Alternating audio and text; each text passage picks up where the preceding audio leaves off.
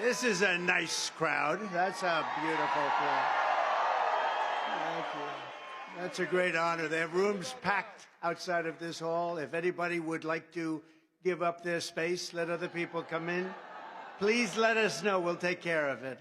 It's a tremendous celebration. Thank you very much. And hello to CPAC. We've been coming here a long time, and it's gotten bigger and better and more beautiful. And thank you very much. It's a big election going on today. You probably have read a little bit about it.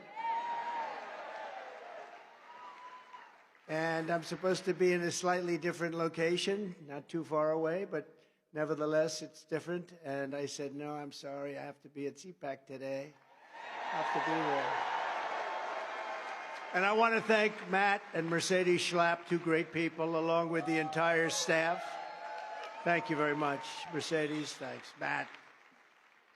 The entire staff of the American Conservative Union, that's what it is. It's a conservative union. It's also a union of common sense. I've been saying it more and more. You know, conservative, it's common sense. And I don't know, maybe we'll have to put that, Matt, on the bottom of that. A group of people with common sense to save our country and make America great again. It's pretty simple, isn't it, huh? We have a tremendous group of dignitaries, leaders, world leaders, and local leaders, but we have from all over the world people with us right now at this moment in the room. And just mention a few. President of Argentina, who's gotten a lot of publicity. He's gotten a lot. He's a great gentleman. You know, he's MAGA. He's MAGA. Make Argentina great again. It's true. No, and he said, I am MAGA. And then I realized he's one of the few who can really do it well. Make Argentina great again. Javier Milei. Thank you very much, Javier. Thank you. Thank you very much. It's a great honor to have him with us. Senator J.D. Vance. He's doing a fantastic job. Thank you, J.D. Congressman Corey Mills. Thank you. A very powerful competitor of mine. He is a quick one. He's a smart one. Vivek. Where's Vivek? Ramaswamy. Thank you. He endorsed me. When he endorsed me, I said, that's a great endorsement. Thank you, Vivek. Former senator and somebody that's been very nice to me over the years. I don't know why, but he has. Rick Santorum. Thank you, Rick. Where is Rick? Thank you. Thank you, Rick. Former acting attorney general, somebody that's been very loyal to the administration and to his country, Matt Whitaker. Thank you. Matt, thank you very much. The former chair of my Council of Economic Advisors, Kevin Hassett, with a nice smile, always has that beautiful smile. Somebody that very shortly will be a United States Senator, Carrie Lake. Where is Carrie Lake? Where is Carrie Lake? Wow, that's a pretty good hand you just got, Carrie, I'll tell you.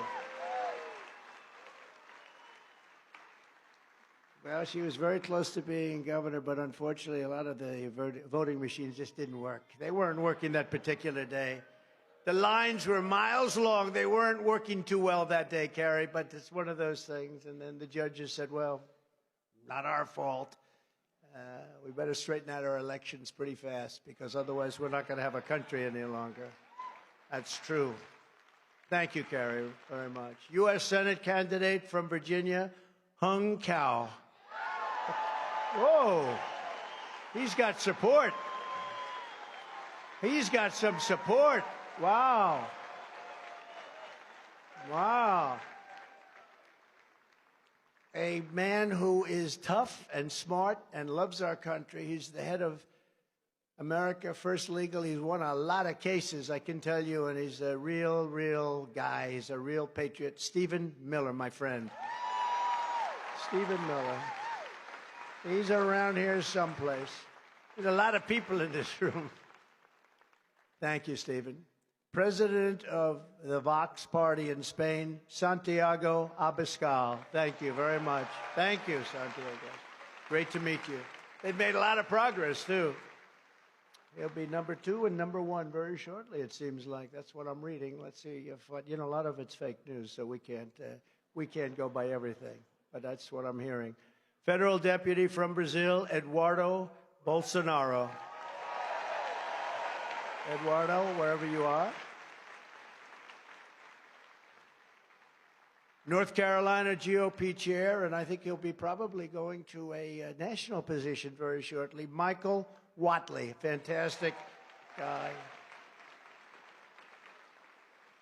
And we all know and love a man who great bravery in the administration, really a brave person. He went through hell and back, and he beat everybody. He just beat them along the way. Rick Grinnell.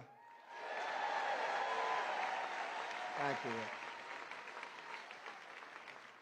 The president of Moms for America, Kimberly Fletchner. That's a good group. They just gave me their award. Thank you for that wonderful award. How about Moms for America picked Donald Trump as the man of the year? Can you believe this? Have I made progress?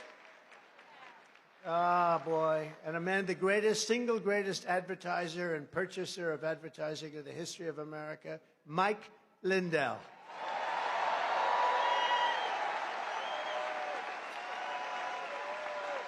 The greatest. An incredible lawyer, one of the most respected lawyers in the country, John Cole. John, thank you. Thank you, John. And Stephen Moore, we all know he's got great predictions if Trump wins. If Trump doesn't win, he says it's going to go bad. It's going to go bad fast. Stephen Moore, highly, highly respected economist. Thank you, Stephen. And a man who I've had respect for certainly a long time. I won't tell you how long, too long. But somebody that I've listened to over the years, even when he was on CNN. That's when people used to watch CNN a lot. He always had the #1 show. He's an incredible... They start booing. I agree with you.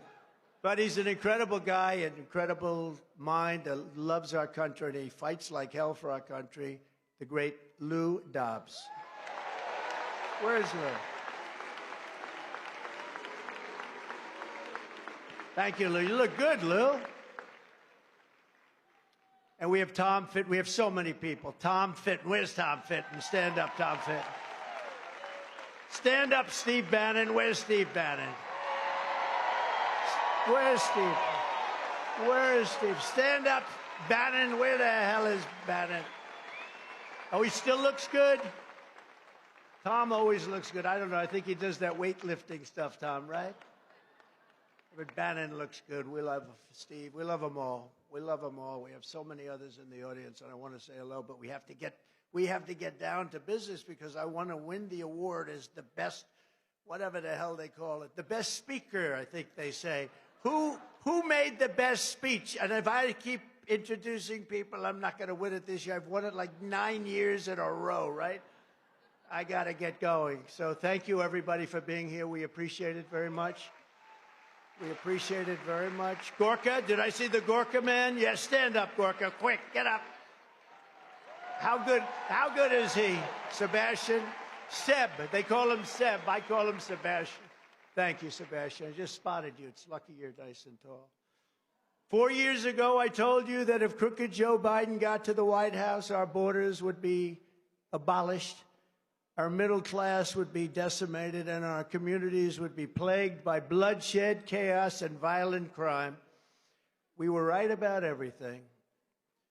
So believe me when I offer you another warning, and we've been right about so much, just about everything.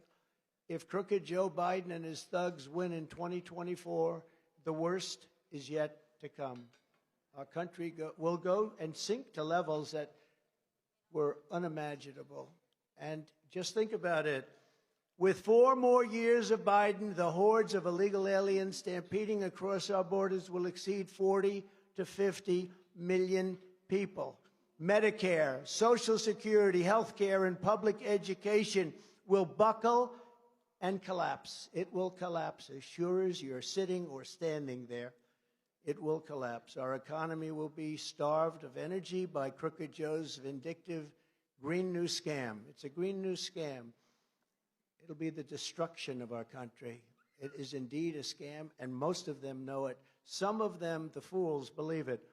but most of them know it. Millions of manufacturing jobs will be choked off into extinction, and you'll have constant blockouts and blackouts and rampant inflation. Ruthless gangs will explode even more into the suburbs. And when they talk about suburban women, they're going to love me so much. They're going to say, oh, I wish we had that guy back.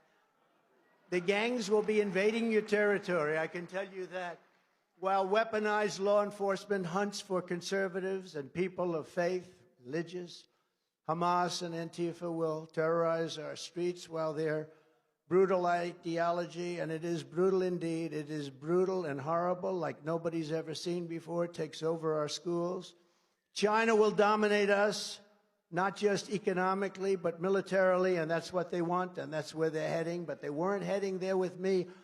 I took over $400 billion out of China, and they weren't too happy about it, and then all of a sudden, we had the China virus. Now, I happen to think it was incompetence, but a lot of people disagree with that.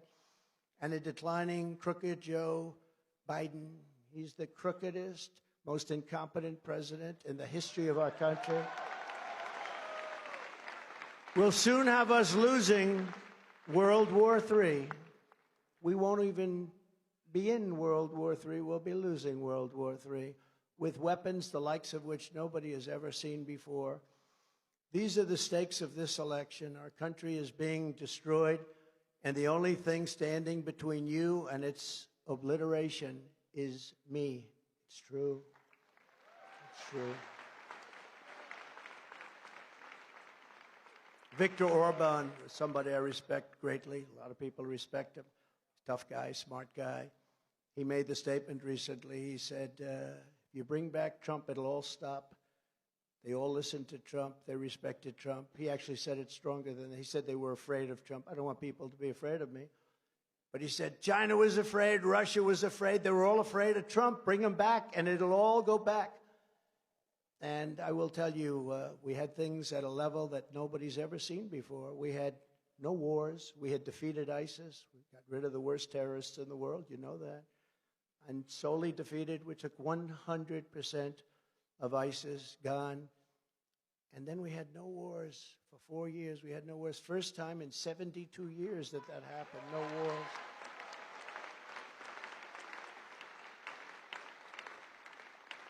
Hillary Clinton, during one of our debates, if you remember that, she said, look at him, listen to him. He's going to cause wars. We'll be in wars. No. It turned out that I was able to stop wars from happening and brought our troops back home. We got out of these ridiculous, endless wars, killing people on both sides, costing trillions of dollars. Crooked Joe and his henchmen have you trapped, and it's an express train barreling toward servitude and to ruin. It's moving at a speed that Joe doesn't understand, because Joe actually, I don't think he knows what the hell's going on, to be honest with you, but he's surrounded by some very bad fascists. A vote for Trump is your ticket back to freedom. It's your passport out of tyranny, and it's your only escape from Joe Biden and his gang's fast track to hell. And in many ways, we're living in hell right now. Because the fact is, Joe Biden is a threat to democracy. He really is a threat to democracy. I stand before you today not only as your past and hopefully future president, but as a proud political dissident. I am a dissident.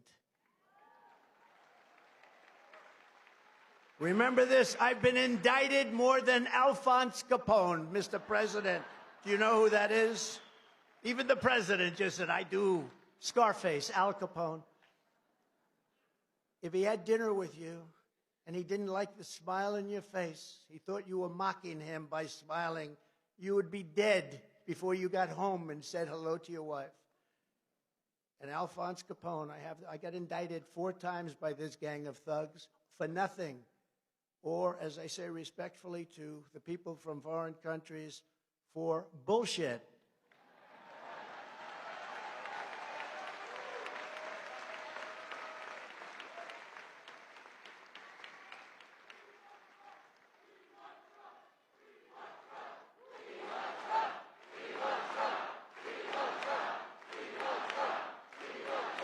Thank you very much. Thank you. Now, it's very dangerous. It's very dangerous what's going on. They've weaponized government. They've weaponized the DOJ, the FBI.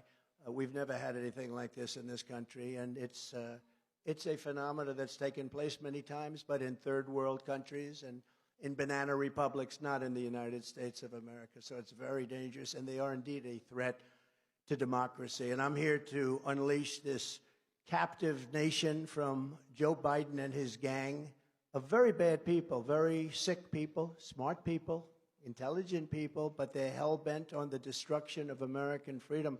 It's happening in our country, and it's so obvious. I have people come to see me from other lands where this has gone on, especially in South America, Latin America, and they'll say, the same thing happened to my country 20 years ago. It was the same thing. It's all happening, and if we don't stop it, this is it. 2024. If we don't stop it, this is our last train. If we don't stop it, we're going to have a country. It won't even be a country. You want to know the truth? It won't even be a country. It's breaking up. If we can break out of the Biden nightmare, and it is a nightmare, he's the most incompetent person. Can you imagine this man who can't walk off a stage? He can't find the stairs. Where are they? Where are they, he asks. Where? He makes a 2-minute speech because that's about the only, they couldn't get any more fuel than that. Whatever happened to the cocaine they found in the White House? Where is it? And by the way, I have to say, because I have such respect for this audience, and CPAC, I would have never spoken, and I never did, about him because of my respect for the office of the president. I have great respect for that office. But once I got indicted the first time, remember that? I got indicted, and I got impeached twice. We won that, and we'll win all of this stuff. But once I got indicted, I said, well, now the gloves have to come off because they did something. Those, the fake news, before these indictments came, the fake news, almost every one of, well, he'll never be indicted. You don't do that. He was a very popular president. I got more votes than any sitting president in history. Got almost 75 million votes. Substantially more than any other sitting president has gotten. And they would say, oh, no, he'll never be indicted. These are people that, some of them truly have Trump derangement syndrome. And they were saying, he'll never be indicted. They won't do that. They'll never. He did it. They did it. They actually, and it was all done by him in order to go after your political opponent so that you can damage him enough that you can maybe win. But it's had the reverse effect because our poll numbers have gone through the roof. Can you believe this? They've gone through the roof. That wasn't supposed to happen. And it's probably never happened before. I've watched over the years as politicians get indicted, and they start by going to a microphone about 2 minutes after it happens. Ladies and gentlemen, I would be resigning from office today, and I will go home with my family and my friends, and I will fight for my name. Well, that's the last you ever hear from that poor guy. And with me, we have a big voice.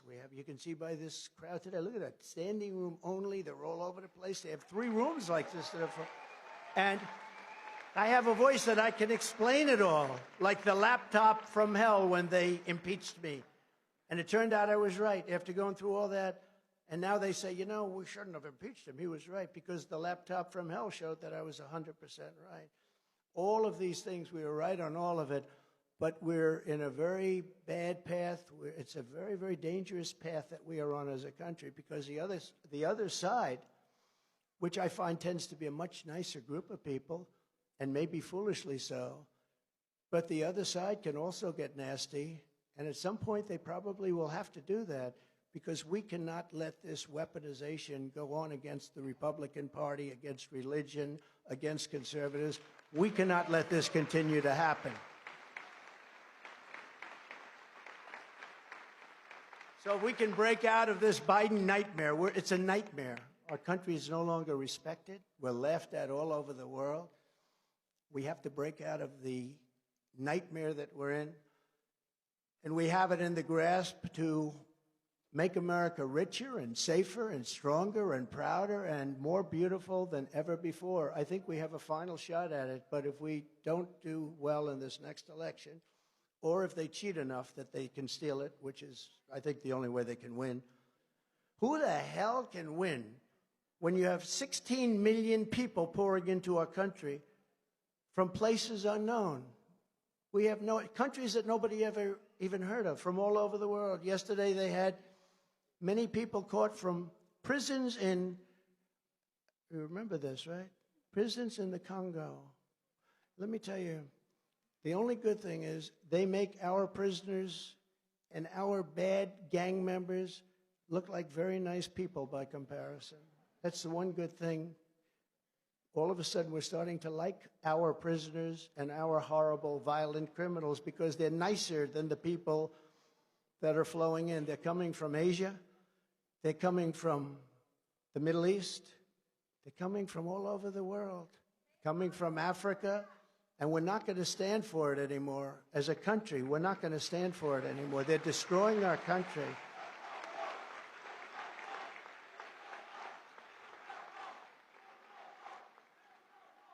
And we built think of it, we had the safest border. 3 years ago, we had the safest border in the history of our country. Now we have the worst border in the history of the world. There's never been a country ever, third world countries, they've never been like this. They would have fought with sticks and stones. They didn't need rifles. We have the best in the world, but we let everyone, because we're fools. Either they want to destroy our country or they're stupid.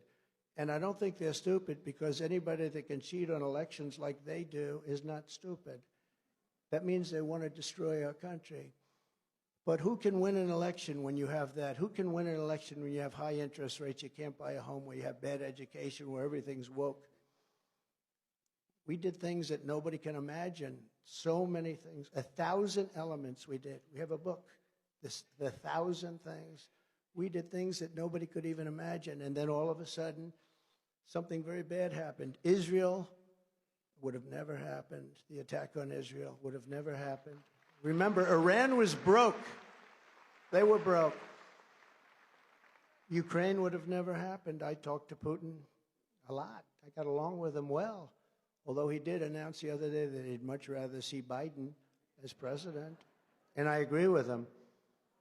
I agree. Because, you know, I ended Nord Stream, right? I ended Nord Stream. Nobody ever heard of Nord Stream 2. That's the biggest pipeline in the world. Going into Germany, what's that all about? We defend Germany and Europe, and then they go and pay billions of dollars to the people that we're defending them against. How do you figure that one, right? And I stopped it. It was over. And then Biden comes in, and within 3 days he approves Nord Stream. But he kills Keystone Pipeline, right? He kills Keystone. He approves the Russian pipeline, the biggest in the world. Billions and billions of dollars a month come flowing in.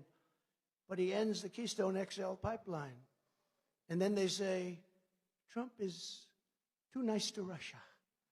I'm nice. I'm the one that gave him the 100 javelins, the thousands of javelins that knocked out the tanks, but they knocked out 100 tanks in the first 2 days with javelins that I gave. Remember, they said Obama gave pillows and Trump gave javelins. And then they say, oh, Trump was so nice to Russia. No. Putin would say, if you're being nice, I hate like hell to think of what you'd be if you were not nice. But we were tough, and we were smart, and we were right. We were right just on everything. We were right.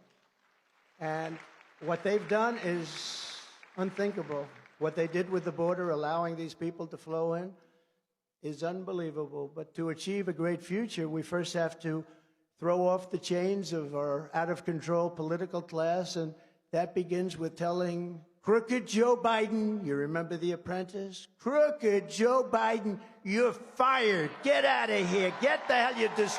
You're destroying our country. You're fired, Biden. Get the hell out of here.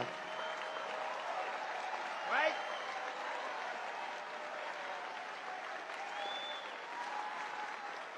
Get the hell out of here, this guy. He goes after his political opponents. Let's go after them. See if you can indict him so that maybe we can win. A little bit of a backlash when the numbers go up. But anybody that does that and all these other things they've done, they're destroying our country. We're not respected anywhere anymore. We're laughed at. We've become a joke as a country. For years, you've watched as the entire Washington cesspool has been feeding on the wealth and hopes and dreams of hardworking Americans, really hardworking Americans. They've feasted on the profits of job-killing trade deals. They've gorged themselves on the spoils of endless wars. And now what they crave, they want it so badly, is permanent political power and dominance for whatever reason. They're sickos, that's why. In 2016, we gave these corrupt insiders their chance to change, and with Biden, they answered with hoaxes and witch hunts, censorship, lockdowns, and with total repression. 8 years later, the swamp has rejected your righteous pleas to reform, and we have to do this, and we're going to reform, and we're going to have freedom again. We're going to have freedom again. We do not have freedom, and we have the most corrupt press anywhere. These people